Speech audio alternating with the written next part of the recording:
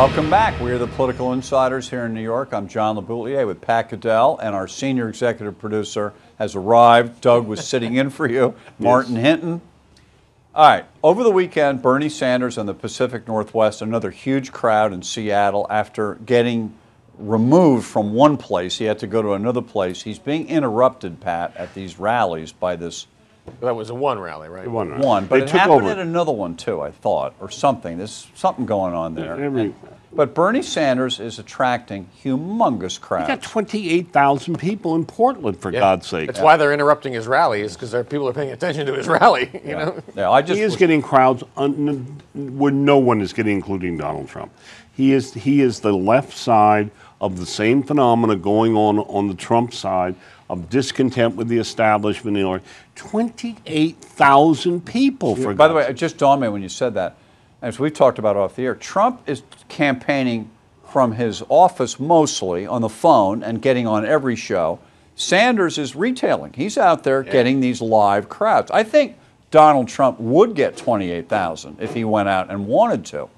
But anyway, I mean, they're both hitting the public in reaching them in a different way. We've discussed it a lot. The things that we've talked about dating back to when Pat first introduced this concept of Mr. Smith, this idea that there is an enormous amount of dissatisfaction, and Trump and Sanders represent different solutions to the same problem. Yes, and that is because the unity of this country from the Occupy Wall Street to the Tea Parties, on the failure of what's going on with our government, the decline of the country, is a near unanimity.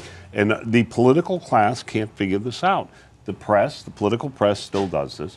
Meanwhile, there's Hillary with her server. She is so lucky. Can you imagine if Donald Trump's server were being investigated, or Jeb Bush's by the FBI? What kind of story would be? The press still covers up for her, just like they do for Obama. They are truly the enemies of the American people. Well, the signal is pretty weak on some of the political GPS for some politicians and people in the media. I mean, they seem to want to tell the same story again, repeat the process and the stories of the last election cycle, when there are far more interesting stories to be told. But they can't. Their view of the world is such.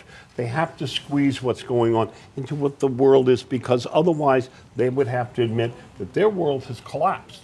And that is why this election year is by no means over. Pat, you have been unbelievably ahead of the curve on the metastasizing cancer in Hillary's base, which you taught us is 4 main groups: young people, women, non-whites, highly educated voters. Today in New Hampshire, Hillary's unveiling an unbelievably expensive $350 billion education plan that will include free community college for anybody in America who goes to community college. Unbelievable. That's what that's going to do.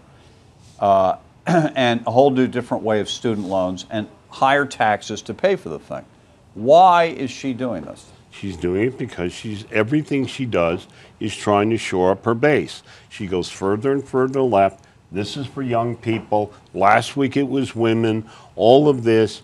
They are declining. Touches on the student loan debt issue that a lot of young voters, which is Elizabeth Warren's issue, which she has been so. And she did the Urban League attack on Bush to hit non-white voters. Non-white voters, which is another group she's got. By the way, the Hispanic vote is in real trouble for the Democrats, both on this and on the Iran nuclear deal. They're totally against us.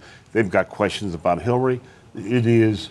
Of course, I have to say the stupid party doesn't going to turn them away. It's going to find a way to turn them off. Smith would get them. Smith would wipe them out with this. Smith would get all these disaffected people that the two. Smith isn't a real person, for the record. Just he's in the bullpen warming up. He or she is somewhere out there warming up to come in. But this is what's happening in our politics.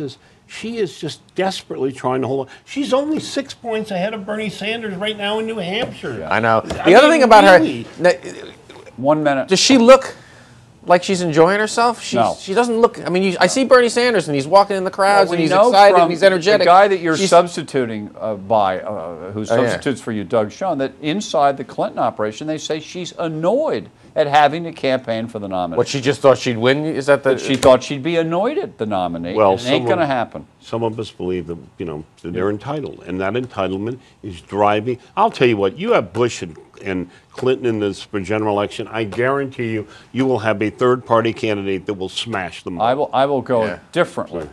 Is that neither of them is going to be the nominee. In this there's a- year, it makes no sense to go So much status time quo. left for so many more things to Yeah. go wrong. If All right. I were Joe Biden, I would be watching this, thinking about this very. Joe Biden, huh? Nice little tease. More on that with Harris Faulkner and the Political Insiders Sunday night at 7:30. Please join us. Have a great week. For Doug Schoen's substitute today, Martin Hinton, and Pat Goodell, I'm John LaBoutillier. Have a great week.